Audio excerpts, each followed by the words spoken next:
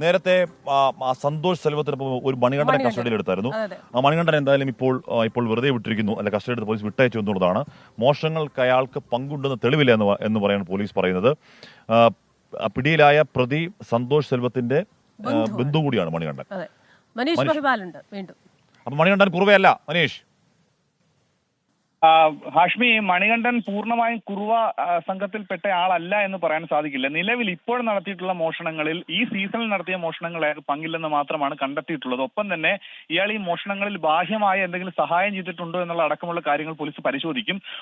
പക്ഷേ നമുക്ക് പുറത്തുവിടാൻ കഴിയാത്ത ചില കാര്യങ്ങൾ ഇയാളെ ഇപ്പോൾ കസ്റ്റഡിയിൽ നിന്നും പുറത്തേക്ക് വിടുമ്പോൾ മറ്റെന്തെങ്കിലും ഉദ്ദേശം പോലീസിനുണ്ടാകും. അതെന്താണെങ്കിൽ നമുക്ക് കൂടുതൽ കാര്യങ്ങൾ പുറത്തുവിടാൻ സാധിക്കില്ല. മരട് പോലീസിന് ഇന്നലെ രാത്രിയിലാണ് മണികണ്ഠനെ കൈമാറിയിട്ടുള്ളത്.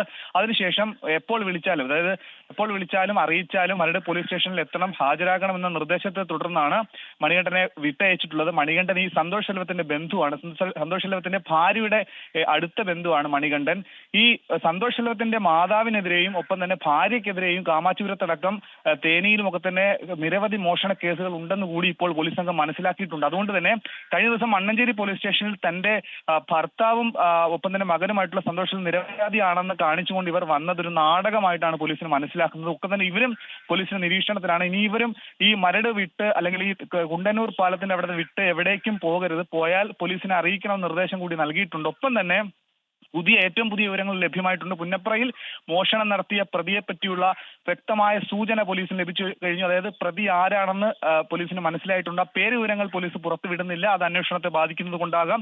അതുകൊണ്ട് ഈ കാമാച്ചിപുരത്തേക്കടക്കം തമിഴ്നാട്ടിലേക്ക് ഈ 7 അംഗ സ്പെഷ്യൽ സ്ക്വാഡിലെ ഒരു സംഘം അങ്ങോട്ടേക്ക് അന്വേഷണം വ്യാപിപ്പിച്ചിട്ടുണ്ട്. അങ്ങോട്ടേക്ക് നേരിട്ടെത്തി തിരച്ചിൽ നടത്താൻ പോവുകയാണ്. പുന്നപ്രയിൽ എത്തിയത് കുറുവാ സംഘത്തിന്റെ സീനിയർ ടീമാണെന്നാണ് ഈ അന്വേഷണ സംഘം മനസ്സിലാക്കുന്നത്. കഴിഞ്ഞ ഏതാനും മാസങ്ങൾക്ക് മുമ്പ് ഇവർ പാലായിൽ മോഷണം നടത്തി പിടിയിലായിട്ടുണ്ടായിരുന്നു. അന്നും സന്തോഷ് സെൽവത്തിനൊപ്പമായിരുന്നു ഇവരുണ്ടായിരുന്നത്. സന്തോഷ് സെൽവം ഇവരും അടുപ്പക്കാരാണ്.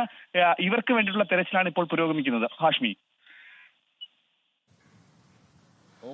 ശരി, അപ്പൊ കുറുവാസകത്തിലും സീനിയറും ജൂനിയറും ഒക്കെ ആണെന്ന് മനസ്സിലായല്ലോ. അപ്പോ മനീഷ് മഹിപാലാണ് വിശദാംശങ്ങൾ നൽകിയത്. മണികണ്ഠൻ കുറുവയാണ് കണ്ടെത്താൻ തൽക്കാലം തെളിവൊന്നുമില്ല എന്നാണ് പോലീസ് പറയുന്നത്. എന്തായാലും അന്വേഷണം നടക്കട്ടെ.